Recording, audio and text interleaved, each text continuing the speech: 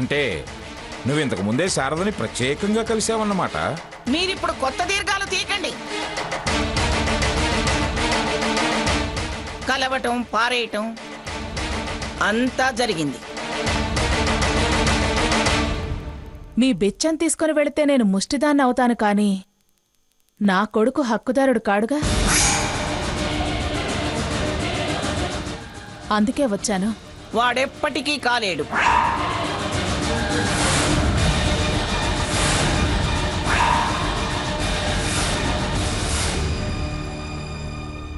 అందుకేగా హక్కు దక్కించుకోవడానికేగా వచ్చింది.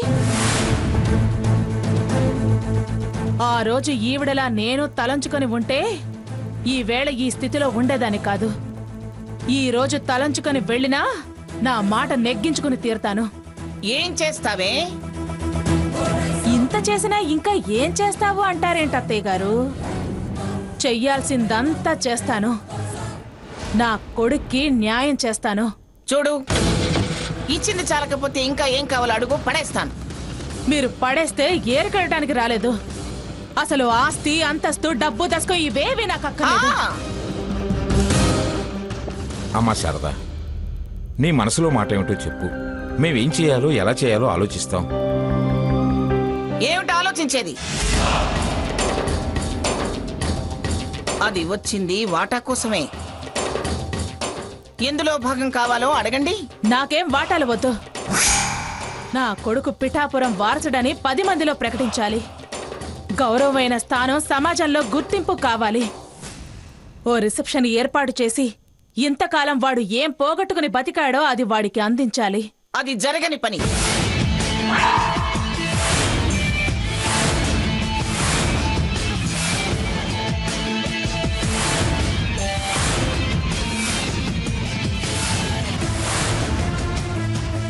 పిచ్చి పిచ్చి ఆశలు పెట్టుకోకు.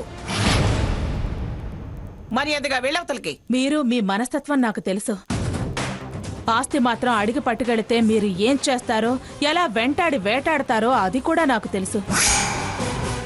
ఆ వేటే నన్నిక్కడికి తీసుకొచ్చేలా చేసింది.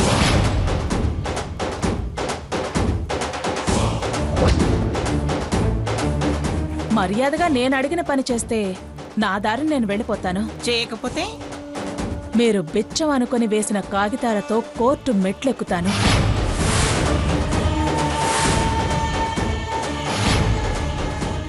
అప్పుడు నా కోరిక తీరటమే కాదు, కొన్ని హక్కులు రద్దయ్యి నా స్థానం ఇక్కడ శాశ్వతమవుతుంది.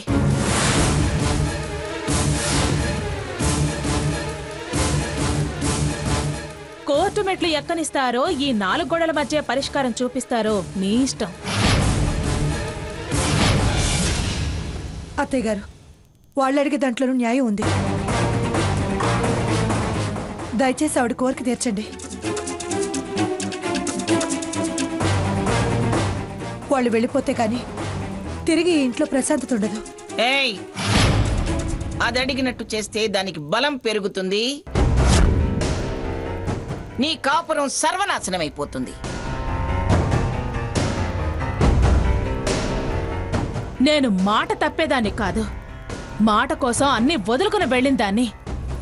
చూడండి, నేనేం తిరిగి ఈయన భారీగా ఉండను. సంసారంలో భాగం అడగను. నీ కాపురంలో పొగ పెట్టను, పోరు పెట్టను. ఈ ఇంట్లో ఇంకో పొయ్యి పెట్టను. క్షణక్రితం మీరెలా మీ కొడుకు గురించి మదనపడ్డారో 20 సంవత్సరాలుగా నేను అదే రకంగా మదన పడుతున్నాను. అందుకే వాడి ఉనికి కోసం, సొసైటీలో రెస్పెక్ట్ కోసం ఈరోజు ఈ కోరిక కోరుతున్నాను. అందరూ ఉండి నా తదనంతరం వాడు అనాథగా బ్రతకడం నాకిష్టం లేదు. వాడు ఫలానా అని తెలిసిందిగా, నీ తదనంతరం ఆలోచిస్తాలే. ఎవరు ముందో ఎవరు వెనకో ఎవరు చెప్పగలరు? నేను రాలిపోతే సాక్ష్యం పోతుంది, మీరు వెళ్ళిపోతే మాట దక్కదు. అందుకే ఓ 3 రోజులు టైం ఇస్తున్నాను. నా మాట ప్రకారం జరిపించి వాడి గుర్తింపు వాడికి దక్కించకపోతే నా అడుగులు కోర్టు వైపు పడతాయి.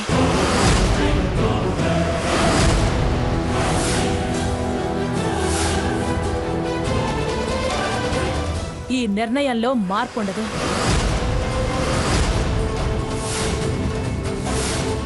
మంగా, శారద కోరిక తీర్చడమే మంచిదని నాకు అనిపిస్తుంది. మీరేం తీర్పులు ఇవ్వకండి. అది అడిగినట్టు చేయడం నాకు ఇష్టం లేదు. నేను చెయ్యను. అదేం చేస్తుందో చూస్తాను. అది బెదిరిస్తే బెదరటానికి నేనేం పిరికిదాన్ని కాదు. దాన్ని ఎలా బయటికి పంపించాలో నాకు తెలుసు. అత్తయ్య గారు, మీరు మళ్ళీ పంతాలకు పోతే నేను నా కొడుకుని తీసుకుని బయటకు వెళ్లాల్సి వస్తుంది. ఏమిటే? ఏ ఏ ఏ నీకు నోరు లేస్తుందే? బెదిరిస్తున్నావా? అది నువ్వు ఒకరి కాళ్ళొకళ్ళు పట్టుకుని ఏడవండి. నేను మాత్రం రిసెప్షన్ చెయ్యను చెయ్యను చెయ్యను చెయ్యను.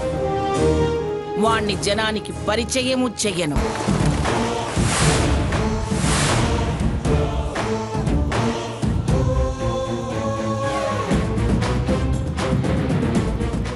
చూడమ్మా శారద, దాని సంగతి నీకు తెలిసిందే కదా.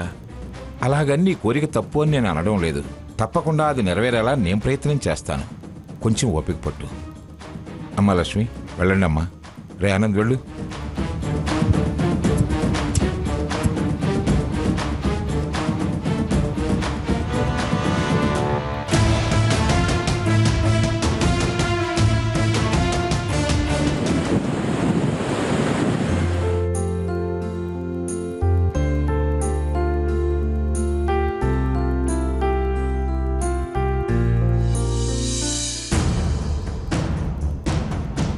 అత్తయ్య,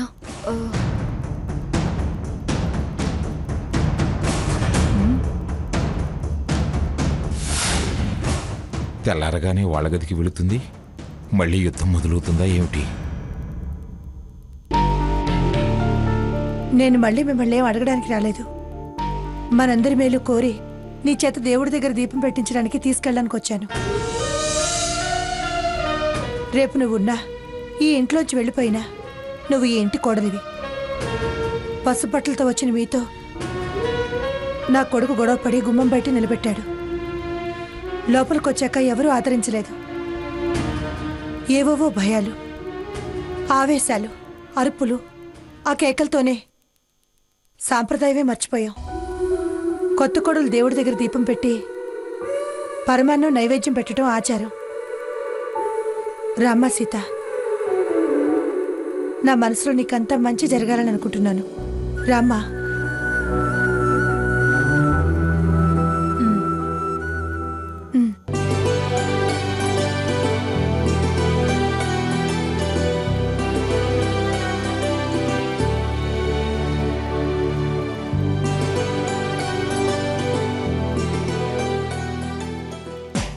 ఇదేమిటి, మంగ దగ్గర పంచాయతీకి ముగ్గురు ఒకటయ్యారేమో. అదే జరిగితే నా సావిరంగా మంగమ్మని దూదేకినట్టు ఏగిపారేస్తారు. ఫ్రీగా మార్నింగ్ షోనే.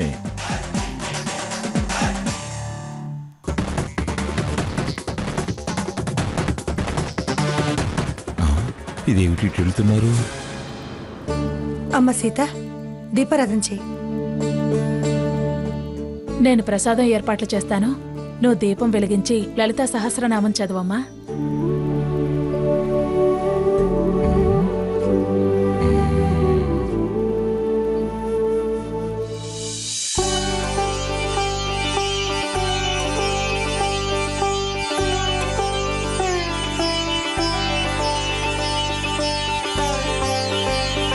అమ్మా సీత, ఇలా రామ్మా. నువ్వెంత నిర్మలంగా ప్రశాంతంగా దైవాన్ని వేడుకుంటే అంత ప్రశాంతత ఇంట్లో ఏర్పడుతుందమ్మా. అమ్మా సీత, నువ్వు అమ్మవారికి దండం పెట్టుకోబోయే ముందు నాదో చిన్న కోరిక. ఇదిగో, ఇది మా అమ్మ గొలుసు. నా కోడలి మెళ్ళో నా గుర్తుగా వెయ్యరా అని నా చేతుల్లో పెట్టింది. మంగ ఇది పిచ్చి బంగారము, నేను వేసుకోను అంది. శారద విషయంలో మొదటి నుంచి ఎడమొహం పెడమొహమేనాయా. లక్ష్మికిద్దామనుకున్నాను, దానికి కూడా మంగ వంకబెట్టి విక్రించింది. స్వర్ణ పెళ్ళంటే ఇక గొడవలతోనే సరిపోయింది. ఇన్ని వాయిదాలు పడింది ఇది నీదవటానికేననుకుంటాను. మీ తాతయ్య నీకిచ్చే పెళ్లి కానుక తీసుకోమ్మా.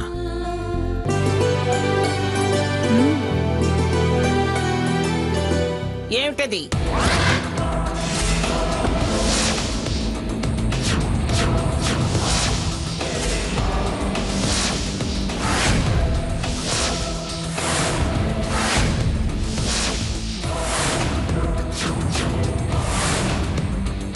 నాకు తెలియకుండా ఏమి దోచిపెడుతున్నారు?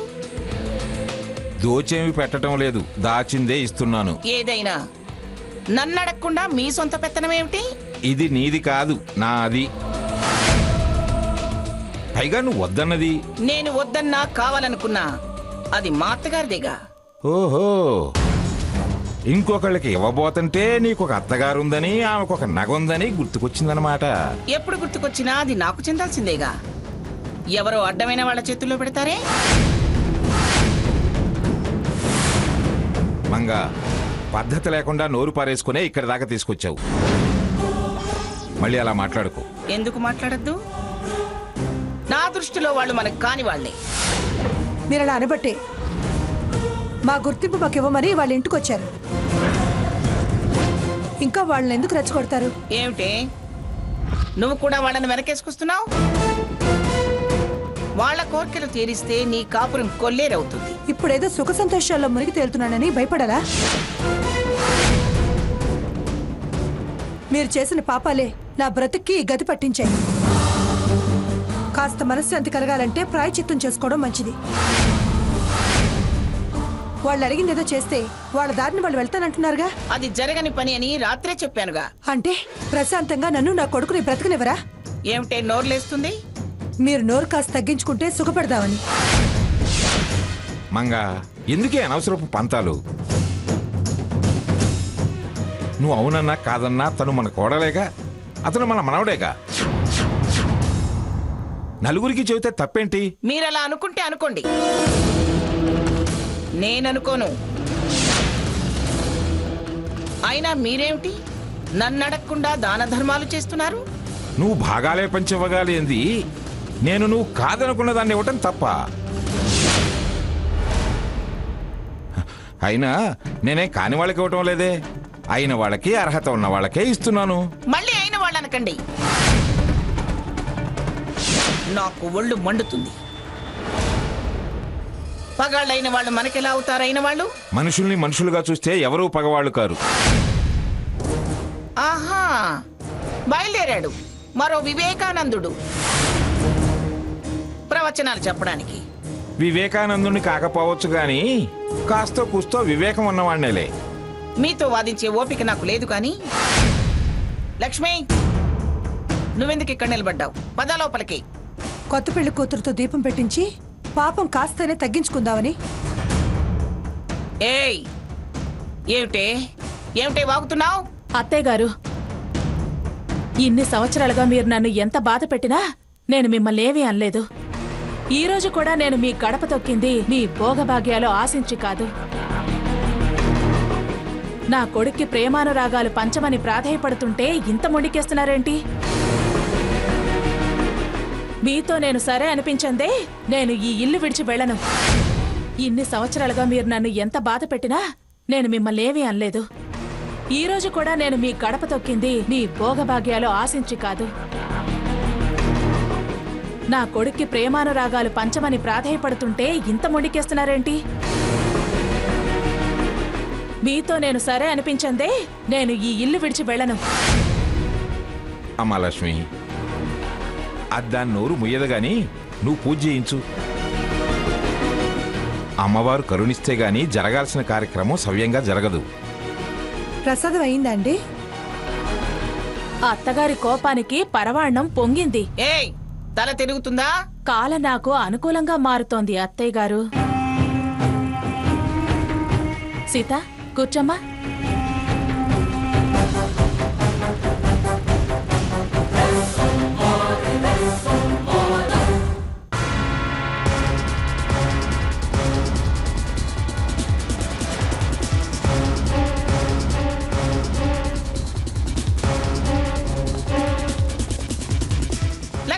చిదగ్నికుండ సంభూత దేవకార్య సముద్యత ఉద్యత్పాను సహస్రావ చతుర్బాహు సమన్విత రాగస్వరూప పాషాఢ్య క్రోధాకారాంకుశోజ్వల మనోరూపేక్షు కోదండ పంచతన్మాత్ర సాయక నిజరుణ ప్రభాపూర మజ్జత్ బ్రహ్మాండ మండల చంపకాశోక పున్నాగ సౌగంధి కరసత్కర కురుబింద రే సాకేత్ సాకేత్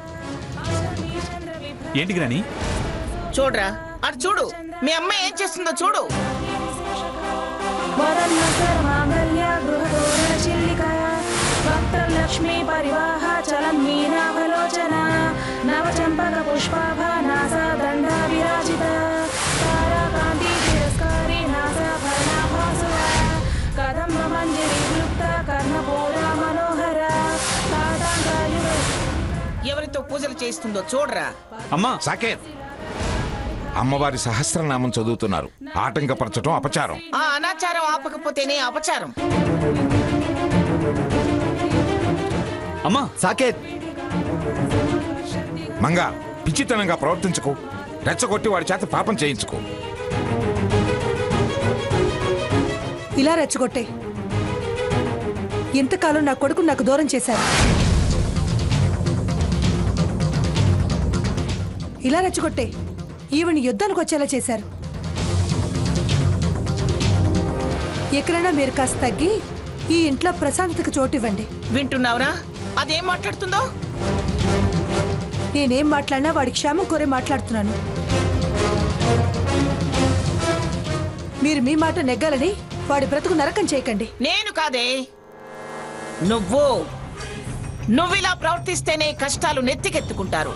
కాపురానికి వచ్చిన రోజే ఎత్తుకోవాల్సిందంతా ఎత్తుకున్నాను. ఇప్పుడు దించుకునే అవకాశం వచ్చింది. మీరు మారితేనే ఇంట్లోకి శాంతి తొంగి చూస్తుంది. అమ్మవారి ముందు అడుగుతున్నాను, వాళ్ళు అడిగినట్టు చేస్తే అందరికీ మంచిది. ఇలా ప్రవర్తిస్తేనే కష్టాలు నెత్తికెత్తుకుంటారు. కాపురానికి వచ్చిన రోజే ఎత్తుకోవాల్సిందంతా ఎత్తుకున్నాను. ఇప్పుడు దించుకునే అవకాశం వచ్చింది. మీరు మారితేనే ఇంట్లోకి శాంతి తొంగి చూస్తుంది. అమ్మవారి ముందు అడుగుతున్నాను, వాళ్ళు అడిగినట్టు చేస్తే అందరికీ మంచిది.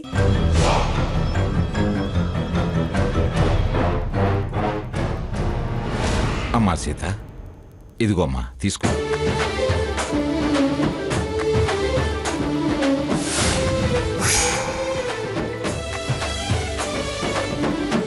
అమ్మ సీత, ప్రసాదం ముందు అత్తయ్య గారికి పెట్టు.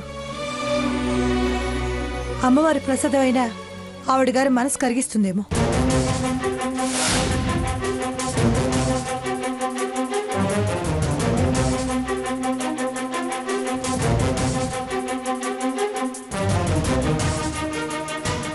అమ్మమ్మ గారు, ప్రసాదం. ఏయ్ పోవే, అదొక పూజ, ఇదొక ప్రసాదం. నాకొద్దు. గ్రాని,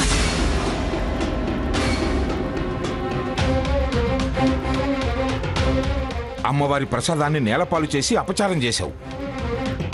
అందుకే మహిమ చూపించింది.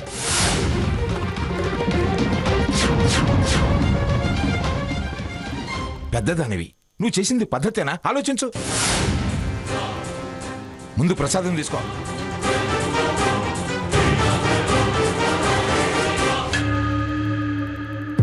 సీత, అందరికీ ప్రసాదం ఇవ్వమ్మా. తాతయ్య గారు, ప్రసాదం తీసుకోండి.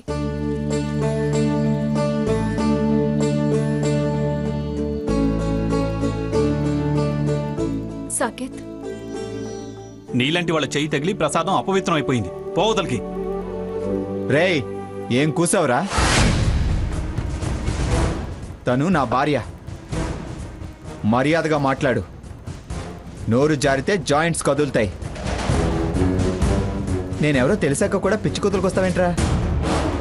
ఎన్నిసార్లు విడదీయాలరా మిమ్మల్ని? అగండి. అసలు ఇలా సమస్యల మీద సమస్యలు, పంతాల మీద పంతాలు, శపథాల మీద శపథాలు, చిక్కుల మీద చిక్కులు రావడానికి ఏదో కారణం ఉందని నాకు అనిపిస్తుంది.